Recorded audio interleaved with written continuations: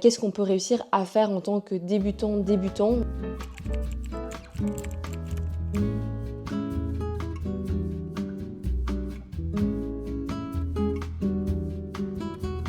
À ce moment-là, j'étais là, ok, le tricot, pas pour moi. Pour moi, c'est vraiment ce pull qui m'a donné la confiance dans mon tricot et qui m'a donné envie de tricoter d'autres choses. Hello! Bienvenue dans mon premier podcast tricot! J'avoue, j'ai hésité une demi-seconde avant de faire ce type de vidéo sur ma chaîne. Et puis je me suis dit, c'est ma chaîne YouTube. Et 2, le tricot est vraiment devenu quelque chose que j'aime beaucoup partager par ici. Et je sais que je reçois beaucoup de commentaires par rapport à ça, quel type de patron j'utilise, etc., etc. Et 3e chose, je trouve que c'est hyper intéressant d'un point de vue personnel aussi de garder un espèce de journal intime. Je note quelques petites choses dans un carnet, mais je note pas un peu mes ressentis par rapport à ce que j'ai fait. Et je me suis dit que c'était beaucoup plus sympa de pouvoir le voir en visuel. Donc voilà, c'est parti pour ce premier podcast tricot. Ceux qui débarquent sur cette vidéo, le tricot, c'est vraiment quelque chose que je viens à peine de commencer. Et c'est vrai qu'en regardant pas mal de podcasts tricot, en regardant pas mal de vidéos YouTube, j'ai pas vraiment vu de contenu de meufs qui étaient vraiment très débutantes. Dans le sens où quand t'es très débutante, tu penses pas forcément à faire un podcast tricot parce que t'as pas forcément beaucoup de choses à montrer. Mais moi, comme j'ai déjà ma plateforme, comme j'ai déjà ma chaîne YouTube, je me suis dit que ça pouvait être intéressant aussi de voir qu'est-ce qu'on peut réussir à faire en tant que débutant. Vraiment, j'avais presque jamais tricoté avant de commencer il y a 2 mois. Donc je vais un peu vous expliquer le matériel que j'ai utilisé, le matériel dans lequel j'ai investi. Je vais vous parler de tous les projets que j'ai tricotés jusqu'à présent et les projets que je suis en train de tricoter. Et voilà, j'espère que ça va vous plaire. Alors on va commencer par le matériel et comment j'ai commencé un peu le tricot. Il faut savoir que ma maman tricote énormément. Elle m'a tricoté beaucoup de pulls au cours de ces dernières années et elle utilise principalement des aiguilles droites. Donc quand je lui ai dit que j'avais envie de commencer à tricoter, elle m'a directement refilé quelques aiguilles droites. Je pense que c'est, je sais pas si c'est du plastique ou du métal, mais en tout cas elles sont comme ceci, elles sont assez longues. Et donc j'ai commencé par tricoter mon premier projet qui était la Sophie Scarf avec ça. J'ai eu beaucoup de mal au début, pas tant parce que c'était des aiguilles droites, mais j'ai juste eu du mal à trouver la tension, à trouver comment faire, etc.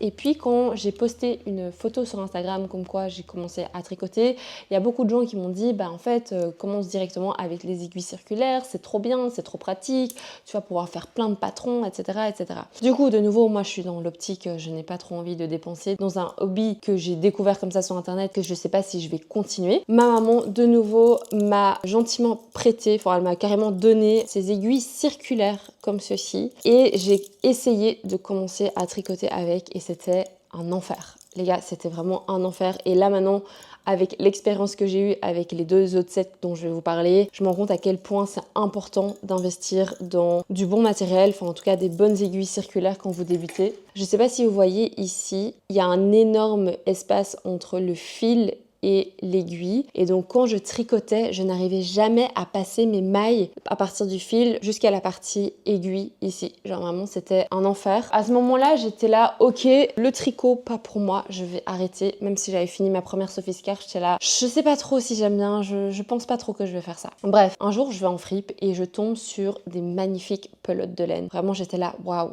le rouge est magnifique, la composition elle est dingue, je veux trop tricoter un pull avec ça. Et en fait, il faut savoir que moi je suis quelqu'un qui est assez têtu. Quand j'ai une idée en tête, je veux aller jusqu'au bout de cette idée. À partir du moment où j'ai acheté ces pelotes de laine, je me suis dit il faut que je trouve un moyen de tricoter avec des aiguilles circulaires. Et là j'ai commencé à regarder beaucoup de vidéos tricot et celle qui m'a beaucoup aidée, c'est celle de Colline. Je vous mettrai le lien dans la description où en gros elle passe en revue tout ce qu'elle aurait aimé savoir avant de tricoter et ce qu'elle aurait fait si elle avait débuté aujourd'hui. Et dans cette partie-là, elle avait dit les gars, investissez dans des bonnes aiguilles circulaires. Non seulement ça vous fera gagner de l'argent parce qu'en fait, je savais pas du tout, mais en fonction des projets, il faut changer la taille du fil de l'aiguille circulaire. Mais à côté de ça, ça va être beaucoup plus agréable à tricoter parce qu'elle disait qu'au début, elle avait acheté des aiguilles qui n'étaient pas très chères et elle avait eu un peu la même expérience que moi. C'était juste infernal à tricoter, c'était juste pas possible. Donc sur ces bons conseils-là, j'ai commencé à regarder un petit peu les kits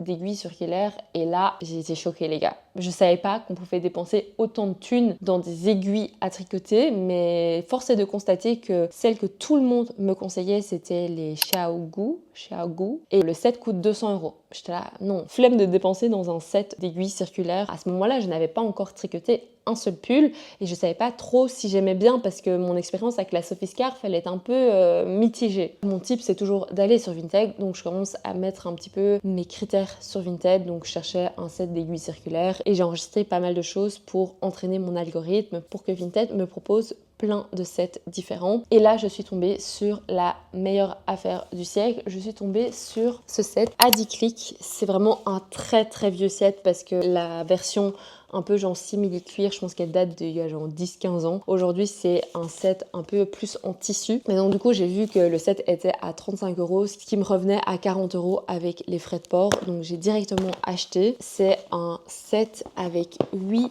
aiguilles interchangeables. Et je le savais pas à ce moment-là, mais en fait, c'est des aiguilles qu'on appelle des aiguilles lace. Donc elles sont un petit peu plus petites que des aiguilles habituelles. Donc si vous regardez un peu ici, et en fait elles font 9 cm, donc elles sont un peu plus petites que des aiguilles dites standards. Il me semble que les deux tailles standards c'est 12 et 10 et celle-ci c'est genre 9. Et en fait il me manquait une taille d'aiguille parce que du coup ici ça va de 3,5 à 8 et mon pull, enfin le pull que je voulais tricoter c'était en 9 mm.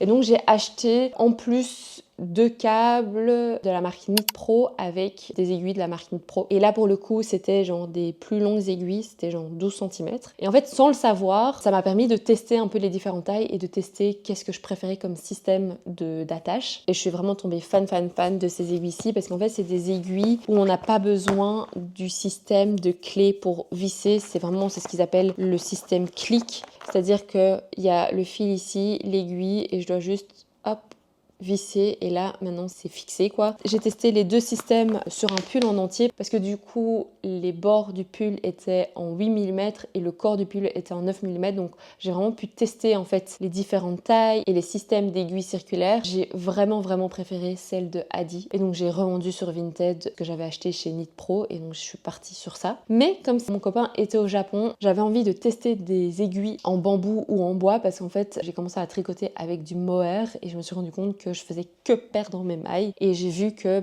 si on avait du bois ou du bambou, en fait ça agrippait un petit peu plus. Et là c'est un petit cadeau de mon amoureux, il m'a ramené un set d'aiguilles interchangeables de la marque Tulip. C'est une marque qui est beaucoup plus connue pour ses crochets en Europe. J'ai vu très peu de vidéos par rapport aux aiguilles interchangeables, mais c'est de la très bonne qualité et de nouveau le système c'est un peu comme le Adi, c'est différent parce qu'il faut visser mais il n'y a pas besoin de petites clés, donc c'est vraiment genre un système qui est hyper pratique aussi, vous n'avez pas besoin de la petite clé. Il y a juste que les tailles sont des tailles japonaises, mais bon c'est pas trop grave. Et je pense que là maintenant j'ai plus besoin de rien acheter parce que j'ai tout ce qu'il me faut. C'est cool d'avoir les deux, mais clairement mon deuxième achat était pas nécessaire, c'est juste parce que j'avais l'occasion de demander quelque chose pour mon anniv et mon copain était au Japon et comme c'était genre un set un peu particulier, je me suis dit pourquoi pas. Et donc voilà, ça c'est au niveau de mon matériel. Alors, au niveau des projets que j'ai finis, il y a le projet que je porte ici, que vous avez certainement déjà vu dans un de mes vlogs si vous me suivez depuis un petit temps. C'est le silhouette top de Lykegaard. J'ai pas fait les manches parce que je voulais absolument un sans manches. C'est un projet que j'ai tricoté en 2 semaines avec de la bamboo jazz de chez Veritas, qui est un magasin en Belgique. Et c'est le dernier projet que j'ai fini. Donc c'est un peu marrant de commencer par celui-ci parce que c'est mon projet le plus difficile, entre guillemets. Ça m'a appris à faire des bords, ça m'a permis de tricoter à plat sur des aiguilles circulaires. Et ça m'a aussi permis de tester ce qu'on appelle le continental. Donc moi, je faisais du tricot à l'anglaise, c'est-à-dire à l'ancienne, donc je mets mon aiguille et je tourne le fil autour. Et avec ce projet-ci, j'ai commencé à tester un petit peu avec le continental.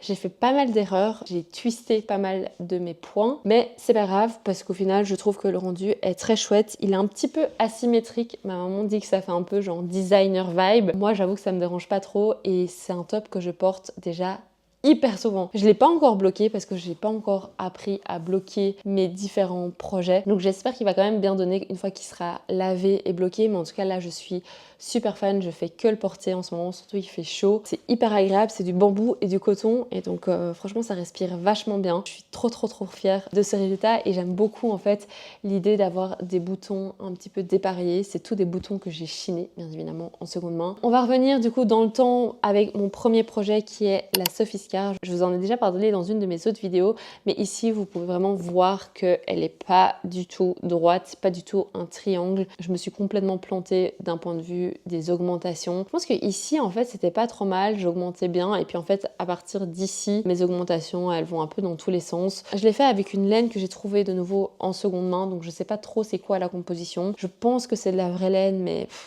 très difficile à dire. Mais par contre pour la Sophiscar ici en fait je l'ai faite en 5 mm au lieu de 3,5 mm. Comme c'était mon premier projet, j'avais énormément de mal à garder les mailles sur mon aiguille. C'est pour ça aussi que j'avais envie d'investir dans des aiguilles en bambou pour ce genre de projet qui commence vraiment très petit. J'arrêtais pas de les perdre et donc du coup je pense que j'ai recommencé cette Sophiscar au moins une dizaine de fois en 3,5 et en fait je me suis juste résignée en me disant ok c'est pas trop grave, fais-le avec une laine plus grosse et avec des aiguilles plus grosses parce qu'en fait sinon tu ne vas juste jamais y arriver. Et donc là j'aimerais bien en refaire une mais du coup avec la bonne taille d'aiguille parce que c'est vrai que celle-ci elle est un petit peu trop épaisse à mon goût dans le sens où j'arrive pas à avoir le côté un peu mignon. Genre je trouve qu'elle fait un peu massive. Donc j'aimerais bien la refaire en 3,5 ou en 3. Mais voilà, un très chouette projet. Et en vrai je le porte quand même vachement. Bon là moins parce qu'il fait super chaud. Mais très contente. Mon deuxième projet dont je suis tellement fière, c'est ce pull rouge. C'est le Louisiana Sweater de Petite Knit. Hyper fière. De nouveau, est-ce qu'on peut apprécier la couleur? Ce rouge est juste magnifique et c'est vraiment genre dans ma palette de couleurs. Je suis trop fière, trop contente. Et pour moi, c'est vraiment ce pull qui m'a donné la confiance dans mon tricot et qui m'a donné envie de tricoter d'autres choses. Donc je serai jamais assez reconnaissante d'avoir trouvé ces pelotes en seconde main. C'est marrant parce que récemment, je suis retournée dans cette fripe. C'est un magasin de seconde main qui s'appelle Kringwinkel près de Bruxelles. Et j'ai recherché de la aussi bonne laine et j'ai pas trouvé. Donc vraiment, c'était fait pour moi quoi. Genre c'est un peu comme le set d'aiguilles. C'était vraiment fait pour moi. Donc très contente et très fière de ce projet. Je vous recommande ce patron à fond si vous débutez parce que ça se tricote comme je vous ai dit en 9 mm donc ça avance hyper vite, mais surtout c'était pas très difficile. Je sais qu'il y a plein d'autres pulls où il y a des vidéos étape par étape etc, mais ici j'étais hyper étonnée de à quel point c'était facile et à quel point j'ai avancé hyper rapidement. Je l'ai fini en une semaine. J'avoue que c'est une semaine où j'ai fait quasi que tricoter parce que j'étais à fond dedans, genre j'avais envie de comprendre plein de choses, etc. La seule chose, je trouve, c'est que, comme c'est de l'alpaga, je trouve qu'il a tendance à boulocher. J'ai un petit peu regardé sur internet, en fait, quand vous avez un seul fil, donc il n'y a pas des fils qui s'entrecroisent, ça va avoir tendance à un peu moins bien vieillir, mais c'est pas grave, je le porterai quand même. Il est hyper doux. Il est trop confort, je suis hyper fan. Maintenant, on va arriver à la partie des projets en cours. J'ai 2 projets et demi, on va dire, en cours. Je vais vous expliquer, il y en a un dans lequel j'ai un petit problème. Alors, premier projet, c'est un projet que j'ai repris de ma maman. Il est trop beau. C'est le sweater No Frills de Petite Knit, vraiment Petite Knit, la goat. Donc en gros, il restait juste une manche à tricoter et je vous avoue que je sais pas pourquoi, je sais pas si c'est parce que elle avait une autre taille d'aiguille, pourtant j'ai pris la taille d'aiguille du patron, mais ma manche est plus large que la sienne. Et pourtant je fais le même nombre de diminutions requis. Et je sais pas pourquoi ma manche est plus large. Franchement, c'est difficile de reprendre le projet de quelqu'un en sachant que je pense que ça faisait genre 2 ans qu'elle l'avait pas touché. Donc voilà, je le trouve magnifique. Par contre, j'ai fait quelques petits trous ici quand j'ai repris les mailles. Elle a été tricotée avec la lisse de chez Veritas en double. Là, comme je fais que les manches, je peux pas vous dire si c'était difficile ou compliqué, mais ça me permet un peu de travailler avec du mohair, quelque chose que je n'avais jamais fait avant. Et comme vous pouvez le voir, j'utilise les aiguilles en bambou parce que c'est vraiment trop pratique. Ça agrippe bien, mais en même temps, ça glisse aussi bien. Donc, c'est vraiment le meilleur compromis. Donc voilà, à mon avis, ça, je vais finir dans pas trop longtemps. Il va y avoir un problème de manche. Il y aura une manche qui va être plus bouffante que l'autre. Mais bon. si pas trop grave. Le deuxième projet qui n'est pas trop adapté pour la saison, c'est cette espèce de cagoule. Je vous montre. C'est une très jolie cagoule comme ceci. Enfin, c'est un bonnet cagoule et le but, c'est de pouvoir faire un joli nœud. Enfin, en fait, j'avais vu plein d'inspirations sur Pinterest. Je voulais trop en acheter un cet hiver, mais je trouvais ça vraiment cher. Et donc, le but, c'est d'avoir le petit nœud comme ça ici. Genre, je trouve ça trop mignon.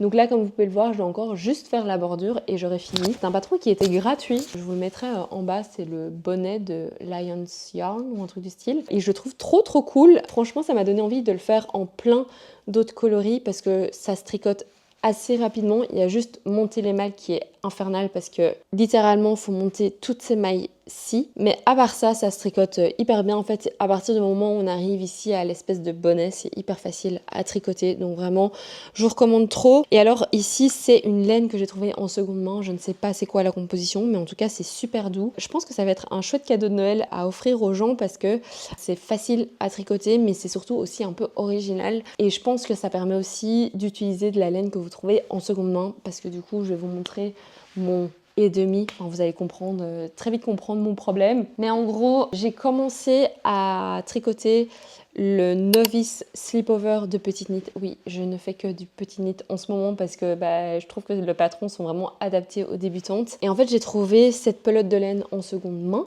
Enfin, j'en ai trouvé 3-4 et je pensais que j'allais en avoir assez pour faire le projet. Sauf que là, je suis même pas à la moitié du back yoke, donc de mon dos concrètement. J'ai déjà presque utilisé une pelote entière. Donc avec 4, ça va être un petit peu tendu. Donc je pense que je vais juste détricoter ça. Par contre, la couleur est magnifique. Donc je me dis pourquoi pas justement l'utiliser pour faire de nouveau une petite cagoule comme ça. Je pense que ça peut être vraiment sympa. Mais je pense que j'en aurai pas du tout assez pour faire un pull. Je suis un peu triste parce que je trouve que la couleur est magnifique. C'est vraiment la couleur que je voulais pour faire mon slipover. Donc ce qui va se passer, je pense, c'est que je vais juste acheter. Alors pour le moment, j'ai encore jamais acheté de laine. J'ai toujours utilisé de la laine que j'avais en seconde main ou de la laine que ma maman m'a donnée. Mais je pense que je vais bientôt passer le cap. J'attends juste d'avoir un peu d'argent pour pouvoir me le permettre parce que la laine, ça coûte quand même assez cher. Mais sinon, en termes d'inspiration, il y a un top que j'ai trop envie de faire qui s'appelle le Thank You Very Much Top. Je vous mettrai toutes les infos ici.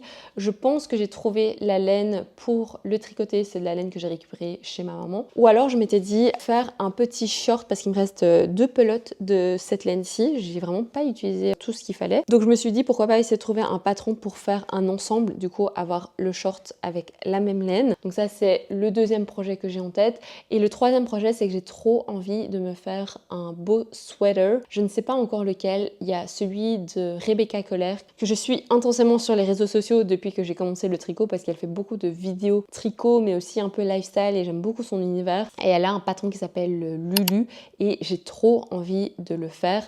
La seule chose, c'est que ça m'intimide un petit peu le côté tricoté à plat parce que j'ai jamais tricoté à plat et j'ai jamais cousu différentes parties d'un pull. Donc voilà, à voir si j'investis dans celui-là ou si je fais un de Ozetta. Il y a beaucoup de patrons de cette designer que j'aime beaucoup. Il y en a un que je vais d'office me faire à un moment ou à un autre, c'est le Lake Sweater, mais pas pour tout de suite. J'ai l'impression que c'est quand même... Enfin, ça m'intimide un petit peu, donc je préfère avoir un petit peu plus d'expérience avant de me lancer là-dedans. Mais voilà, je pense que c'est tout pour ce premier podcast tricot. J'espère que ça vous a plu et que ça vous a donné des idées si jamais vous êtes débutant. Franchement, moi j'ai mis un mois et demi à tricoter juste maille à l'envers, maille à l'endroit, maille à l'envers, maille à l'endroit, détricoter, refaire, etc. avant d'être vraiment à l'aise. Donc si vous avez un peu de mal au début, c'est normal, c'est pas grave. Ça fait partie du processus et vraiment prenez le temps parce qu'une fois que vous avez bien compris comment ça fonctionne, ça va tout seul et en fait vous allez repartir avec des pièces dont vous êtes trop fiers comme moi. Bref, sur ce, je vous laisse. Je vous fais plein de bisous. Si jamais vous avez aimé la vidéo, n'hésitez pas à vous abonner. Et d'ici la semaine prochaine, n'oubliez pas de rester créatif. Bisous!